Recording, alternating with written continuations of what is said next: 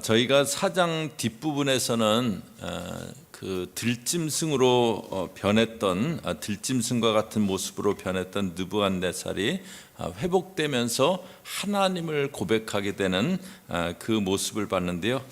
그것 통해서 느부갓네살은 내가 바벨론을 건설했다 그러던 사람이었는데, 그 느부갓네살의 모습을 통해서 저희들 신앙에서 저희들 삶에서 주체가 내가에서 주님으로 바뀌어져야 된다, 그것을 보았습니다. 그런데 그렇게 바뀌어지기 위해서는 나를 바라보던 시선이 느부갓네살처럼 하늘을 우러러 시선이 바뀔 때 그렇게 바뀌어진다는 거 보았고요. 그래서 저희들 나를 바라보는 그 시선이 이제 주님 바라보는 그 시선으로 살아가자 말씀 보았습니다. 1장에서 4장까지는 느부갓네살이 다스리던 시대 이야기입니다. 이제 5장부터는 벨사살 왕이 나오는데요. 5장 이제 그 뒷부분에 가 보면 벨사살을 느부갓네살의 아들이라고 나오는데요. 그런데 바로 아들은 아닙니다. 한 몇 대 밑에 그런 후손입니다. 그런데 그냥 아들이라고 이제 표현이 되는데요. 5장에서는 이 벨사살에게 일어나는 일들을 보여줘요. 그러면서 그 가운데서 하나님이 어떤 분이신가를 보여줍니다. 저희 믿음의 대상은 하나님이십니다. 저희들 믿는 그 믿음의 대상은 하나님이세요. 그래서 저희가 믿음은 하나님을 아는 만큼 자라가게 되어 있고, 또 하나님을 아는 만큼 견고합니다. 그런데 이제 하나님을 안다고 하지만 대충 알고 띄엄띄엄 그렇게 하나님을 알아요. 그러면 어떤 때는 믿음이 있는 것 같기도 하다가 또 전혀 믿음의 모습을 갖지 못하기도 하고 그렇게 됩니다. 지금 이스라엘 백성들은 나라는 망했고요. 느부갓네살 때 이제 그 포로로 잡혀왔기 때문에 나라는 망했고, 자기들을 이렇게 그 지켜줄 나라가 없는 겁니다. 또 바벨론의 포로로 잡혀가 있어요. 자신들을 보호해줄 뭐 특별한 그런 어떤 그 방비가 없는 것 같은, 뭐 그런 보호해줄 아무도 없는 것 같은 상황 가운데 놓여 있습니다. 그런데 하나님이 그 바벨론의 벨사살 왕에게 하는 일을 들려주시면서 하나님이 누구신가를 알려줘요. 오늘 말씀 보면서 저와 여러분도 하나님에 대해서 또 새롭게 깨닫게 되기를 바랍니다. 오늘 말씀은 이제 그 벨사살이 그 잔치를 베푸는 장면으로 시작합니다. 1절에 보시면요, 벨사살 왕이 그의 귀족 1000명을 위하여 큰 잔치를 베풀고 그 1000명 앞에서 술을 마시니라. 1000명을 위해서, 귀족 1000명을 위해서 큰 잔치를 베풀었다고 하는데요. 이때는 나라의 힘을 과시하려고 막 잔치를, 그 대규모 잔치를 벌이고 그것 통해서 이제 나라의 힘을 과시하고 이제 그런 그 일들도 많았던 때입니다. 그래서 에스더서에 보면은 아하수에로 왕이 잔치를 여는데 180일간 1년의 반을 계속 그냥 잔치만 하면서 보냈잖아요. 그거는 이제 아하수에로가 그리스 정보를 앞두고 우리나라 이런 정도 나라야, 막 그걸 이제 알리기 위해서, 과시하기 위해서 그런 대단한 잔치를 벌였는데요. 여기 벨사살도 과시하는 과시성의 그런 잔치를 벌였어요. 귀족들만 1000명이 온 그런 잔치를 벌였습니다. 1000명은 그냥 이렇게 한 사람 한 사람 의자로 놓고만 앉으려도요 공간이 꽤 커야 됩니다. 그런데 테이블을 놓고 뭐 음식을 차려놓고 1000명이 모여서 잔치를 하는 거예요. 또 그 뭐 이렇게 방이 이렇게 흩어져서 나누어진 방에서 이렇게 할 수 없잖아요. 그러니까 일단 공간 자체가 굉장한 규모였을 겁니다. 뻥 뚫어진 아주 굉장한 그 공간이었을 거고, 거기에 초대된 사람만 1000명이고 뭐 일하는 사람들에서 엄청난 규모의 잔치를 벌인 겁니다. 자기 권세의 화려함을 자랑하려고 하는 거죠. 그런데 2절에 보시면요, 벨사살이 술을 마실 때 명하여 그의 부친 느부갓네살이 예루살렘 성전에서 탈취하여 온 금은 그릇을 가져오라고 명하였으니 이는 왕과 귀족들과 왕후들과 후궁들이 다 그것으로 마시려 함이었더라. 그런데 이제 잔치하면서 술을 마시다가 뭘 명하냐면 느부갓네살 왕이 예루살렘 성전에서 가져온 금은 그릇을 가져오라고, 그것으로 술을 마시겠다고 그러는 겁니다. 이런 잔치를 벌이면서 뭐 술잔이 없어서 성전 그릇을 가져오라고 했겠습니까? 자기 권세 막 화려함을 자랑하려고 막 그러다 도취돼 갖고 이런 일까지 하게 된 거예요. 그래서 3절에 이에 예루살렘 하나님의 전 성소 중에서 탈취하여 온 금그릇을 가져오매 왕이 그 귀족들과 왕후들과 후궁들과 더불어 그것으로 마시더라. 그래서 성소에서 탈취해온 금그릇을 가져옵니다. 성소는 하나님의 임재가 있던 곳이에요. 성소는 하나님의 임재가 있었고 아무나 들어갈 수 없는 곳이었습니다. 거기서 사용하던 이런 것을 성물이라고 하잖아요. 하나님께 이렇게 하나님 앞에서 쓰던 그 그릇으로 술을 마시는 겁니다. 자기 화려함에 막 도취돼 갖고 하나님을 모독하는 일을 하는 거예요. 그리고 4절에 보면 그들이 술 마시고 금은 구리 쇠나무 돌로 만든 신들을 찬양하니라. 그리고 막 자기들 신을 찬양했다고 합니다. 하나님은 모독하고 자기들 신들은 찬양해요. 벨사살이 잘못을 저질러도 엄청나게 큰 잘못을 저지릅니다. 그때 일어나는 일이에요. 5절에 그때 사람의 손가락들이 나타나서 왕궁 촛대 맞은편 석회벽에 글자를 쓰는데 왕이 그 글자 쓰는 손가락을 본지라. 사람의 손가락들이 나타나서 글자를 쓴다고 합니다. 왕궁 촛대 맞은편 석회벽이라 그래요. 그 어두운 곳에서 이렇게 빛을 비춰갖고 그 반대편에 이렇게 뭐 손을 움직여서 막 새가 날아가는 모습 이렇게 하기도 하고 뭐 이제 그런 거 있잖아요. 그러니까 저쪽에서 석회벽은 그냥 흰 벽입니다. 흰 벽인데 저쪽에 촛불이 있어요. 촛대가 있어요. 거기서 이제 촛대가 이렇게 비치고 여기서 손가락이 쓰고 있으니까 손가락이 약간 뭐 확대된 모습으로 보이기도 했을 거예요. 그런 그 확대된 손가락이 벽에 글씨를 쓰는 겁니다. 사람의 형체가 있는 것도 아니에요. 그냥 손가락이 나타나갖고 글자를 쓰는 거예요. 저희들 뭐 조그만 벌레만 봐도 막 그렇잖아요. 근데 갑자기 아무것도 없는 뭐 사람의 형체가 있는 것도 아니고 근데 손가락만 나타나서 막 글자를 쓰고 있는 거예요. 얼마나 두려운 장면입니까? 그런데 손가락만 나타나서 글씨를 쓰고 있는 게 하나님에 대해서 말해주는 게 있어요. 하나님은 스스로 계신 분이시다.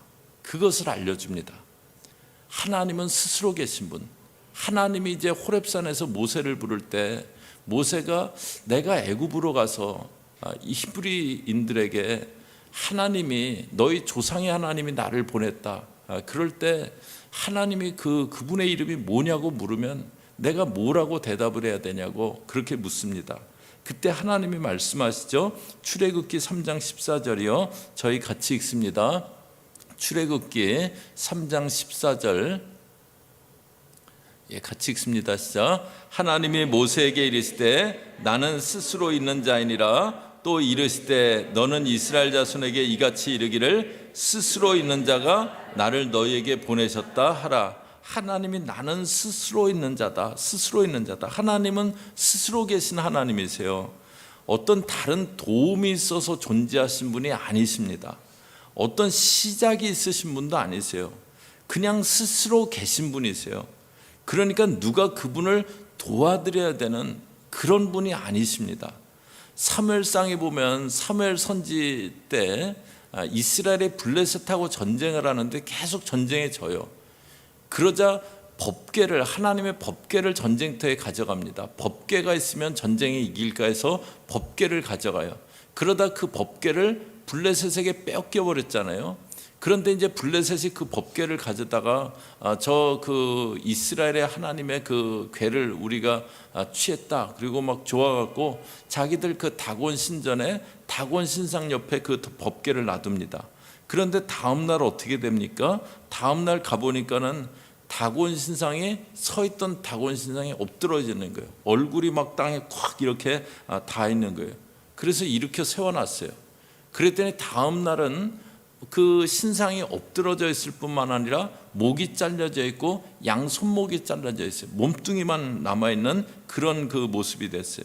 그 다음에는 블레셋의 독종이 가득하게 일어납니다.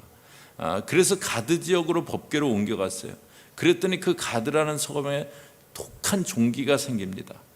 그래서 결국 법궤를 수레에 실어서 이스라엘 땅으로 돌려보내요. 그냥 하나님의 법궤가 뭐 백성들이 따라간 것도 아니고 하나님이 그냥 그 블레셋 땅에 그냥 가셨던 거예요. 혼자가 계셨는데, 그런데 스스로 싸우세요. 지금 바벨론의 포로로 잡혀가 있는 이스라엘 백성들은 나라가 멸망당했어요. 자기들은 포로로 잡혀가 있습니다. 자기들을 보호해줄 아무런 그 근거가 없는 거예요. 그런 그들에게 이 다니엘서가 하나님이 어떤 분이신가를 말씀해 주는 거예요. 나는 스스로 있는 자다.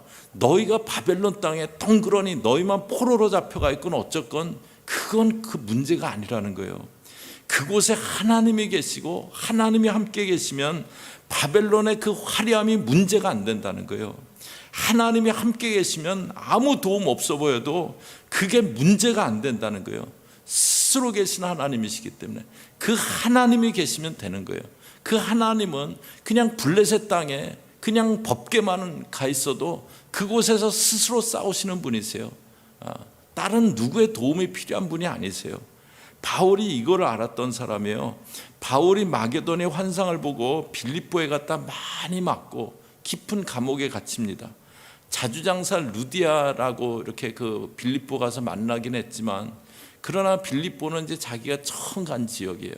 더군다나 깊은 감옥에 갇히게 된 상황입니다. 깜깜한 상황이고 뭐 자기에게 어떤 도움이 올 거라고 기대하기 힘든 상황이에요. 그런데 채찍에 맞고 감옥에 던져져 있다가 한밤중에 정신이 들었을 때, 아마 정신을 좀 잃었겠죠. 너무 맞아갖고. 그러다 정신 들었을 때 어떻게 합니까? 사도행전 16장 25절 같이 읽습니다. 시작. 한밤중에 바울과 실라가 기도하고 하나님을 찬송하며 죄수들이 듣더라. 거기서 누가 이렇게 뭐 도와줄 사람도 없고, 그런데요, 한밤중에 기도하고 찬송했다래요. 아무 도움도 없을 것 같은 전혀 낯선 곳에 감옥에 갇혀 있는데요, 그곳에도 하나님 함께 하심을 알기에 기도하고 찬송합니다. 그곳에도 하나님 함께 계시기 때문에 그래서 찬송해요. 그리고 26절에 보면요, 이에 갑자기 큰 지진이 나서 갑자기 큰 지진이 났대요. 아무 도움 없는, 누가 도와줄 그 상황이 안 되는 그곳에 깊은 감옥에 갇혀 있는데 갑자기 큰 지진이 났대요. 그래서 메인게 풀어지게 됩니다. 하나님은 스스로 계신 분이세요. 아무도 없는 곳에서도 직접 일하시는 분이세요.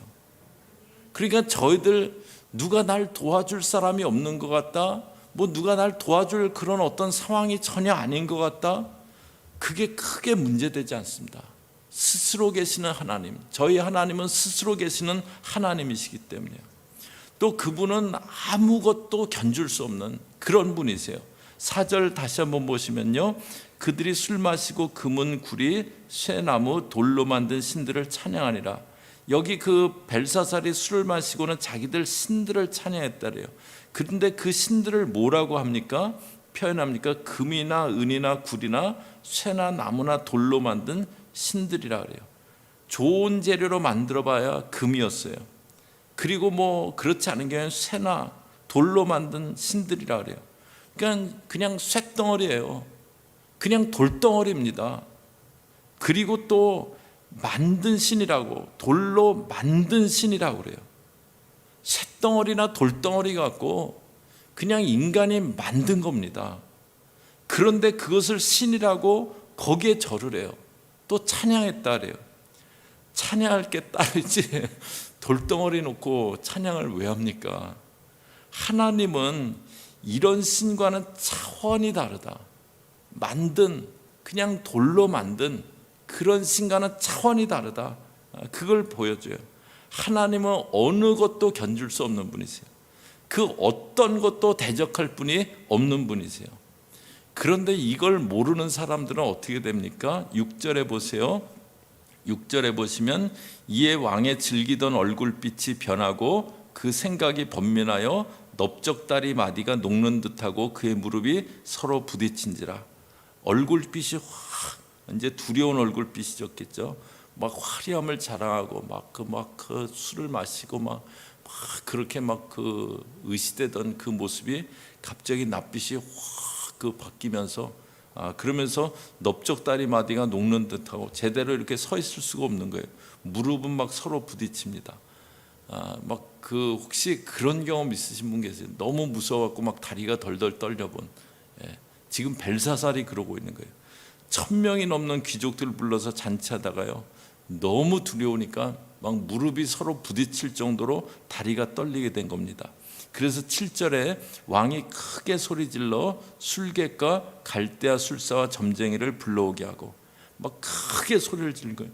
술객들 불러와라, 막 그 소리 질렀겠죠. 술객들 빨리 오라 그래, 막 그 소리를 그 질러댔겠죠. 그래서 이제 불렀어요. 그런데 그거 해결할 수 있는, 해석할 수 있는 사람이 없어요. 지금 상황에서 할 수 있는 게 점쟁이들 부르는 건데, 근데 그 해결이 안 돼요. 뭐라고 7절 뒷부분에 보냐면, 글자를 읽고 해석을 내게 보이면 자주색 옷을 입히고 금사슬을 그의 목에 걸어주리니, 아주 존귀하게 대우하겠다는 거죠.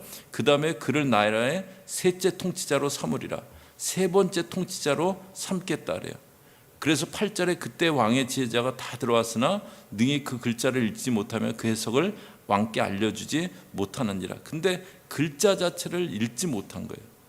얼마나 두려웠으면은 이거 해석하는 사람은 나라의 세 번째, 이때 이 벨사살 아버지 왕이 있었는데, 이 벨사살이 주로 이제 아버지 대신해서 통치를 했다 그래요.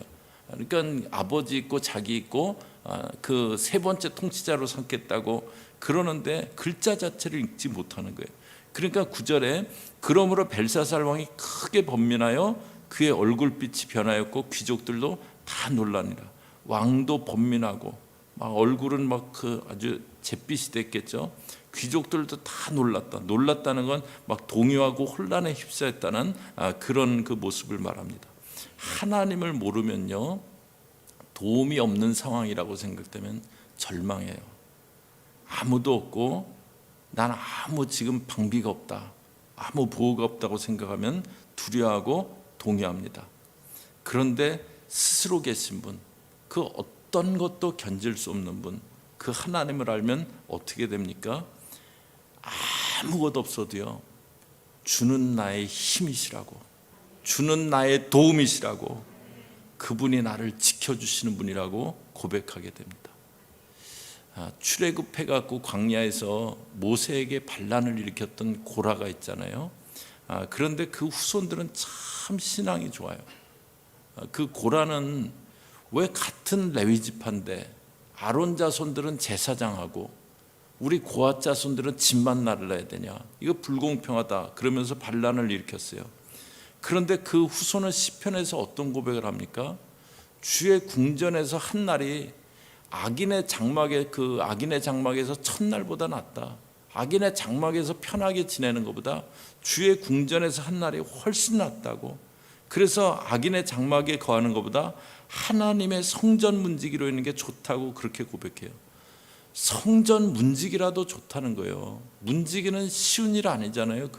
하루 종일 뜨거운 태양볕 밑에서 문을 지키는 쉬운 일 아닌데요, 하나님을 섬길 수 있다면 어떤 것도 좋다는 거예요. 조상하고 참 달랐어요. 그 고라 자손의 시편 중에 또 유명한 시편이 있습니다. 시편 46편 1절에 보시면요, 1절 처음에 보시면 고라 자손의 시, 인도자를 따라 알라못에 맞춘 노래. 여기 이제 고라 자손이 쓴 시가 또 나오는데요, 뭐라고 고백합니까? 같이 읽으시죠. 하나님은 우리의 피난처시오 힘이시니 환난 중에 만날 큰 도움이시라. 고라 자손의 하나님이 우리의 피난처고 힘이시라고, 환난 중에 만날 도움이라고. 그러면서 10절은 이렇게 얘기합니다. 이렇게 인용해요. 같이 읽습니다. 시작. 이르시기를 너희는 가만히 있어 내가 하나님됨을 알지어다. 내가 문나라 중에서 높임을 받으리라. 내가 세계 중에서 높임을 받으리라 하시도다. 하나님이 말씀하셨다는 거예요. 너희는 가만히 있어서 내가 하나님됨을 알지라고. 그 모세가 이스라엘 백성들하고 홍해 바다 앞에 있을 때도 그때 뭐 갈 곳도 없고 앞으로 나갈 수도 없고 도망갈 곳도 없고 그 상황 가운데서 그 가만히 있으라고, 하나님이 너희를 구원하실 거라고, 구원하시는 거 보라고 가만히 있으라고 하잖아요. 여기 고라 자손이 그래요. 가만히 있어. 하나님 됨을 알지어다. 하나님 됨을 알지어다. 우리가 막 난리한다고 뭐가 해결되는 건 아니잖아요. 먼저 하나님 알아야 돼요. 이 하나님을 알면요, 어떤 환난에도 크게 두렵지 않습니다. 하나님이 힘이신데요, 하나님이 피난처신데요, 하나님이 저희 산성이신데요. 바벨론의 포로로 잡혀가 있고 빌립보 감옥 같은 상황이어도요 크게 두렵지 않아요. 하나님은 스스로 계시는 분이시고 우리 하나님은 어떤 것도 견줄 수 없는 분이시기 때문에요. 그 하나님이 내가 너의 하나님이라고, 내가 너의 힘이고 피난처라고 그렇게 약속해 주세요. 이 하나님 저와 여러분 분명히 알 수 있기 바랍니다. 하나님은 스스로 계시는 분, 우리를 위해서 싸워주시는 분이세요. 그리고 어떤 것도 견줄 수 없는 분이세요. 광야에 광야같이 황량한 곳에 이 바벨론의 포로로 잡혀가 있는 백성들이 그거잖아요. 이렇게 집에 담이 있어야지 좀 이렇게 보호가 되는 것 같잖아요. 담 아무것도 없는 것 같은 상황에 그냥 덜렁 서 있는 것 같은 그런 느낌이었을 거예요. 찬바람은 불고 아무것도 자기들 막아줄 그건 없는 것 같고 거기 덜렁 서 있는 것 같이 바벨론의 포로로 잡혀가 있는 그 백성들이 그랬을 거예요. 근데 이 다니엘서를 통해서 하나님 되심을, 하나님 계심을 기억하라고 얘기해 주는 겁니다. 너희가 포로로 잡혀가 있는 것, 그 상황이 문제가 아니라는 거예요. 바벨론이 얼마나 힘이 강력하고 화려하냐, 그게 문제가 아니라는 거예요. 하나님 바라보면 바벨론 아무것도 아니구나. 벨사살 왕 굉장한 존재였을 거예요. 근데 넓적다리가 서로 부딪힐 정도로 두려워하는 그런 존재밖에 안 된다는 것 보여줍니다. 저와 여러분 이 하나님 분명히 알 수 있기 바랍니다. 그분이 저희들의 하나님이십니다. 그분이 저희들의 도움이십니다. 그러기에 어떤 상황에도 두려움 없이 믿음으로 걸어가는 저와 여러분 되시기를 주의 이름으로 축복합니다. 같이 기도하겠습니다. 하나님 아버지, 저희가 하나님을 대충 띄엄띄엄 그렇게 알지 않기 원합니다. 하나님을 정확하게 알 수 있기 원합니다. 하나님, 그 블레셋에 가서도 스스로 싸우셨던 하나님, 그 블레셋을 완전히 독종으로 그렇게 두려워 떨게 하셨던 하나님, 벨사살 자기의 화려함을 과시하던 그 왕의 넓적다리가 부딪히게 하시던 그 하나님, 그 하나님이 저희들의 하나님 되심을 고백하며 어떤 일에도 두려워하지 않고 믿음으로 걸어가는 주의 백성들 되어지게 저희들 붙잡아 주시옵소서. 예수님의 이름으로 기도 올리옵나이다. 아멘.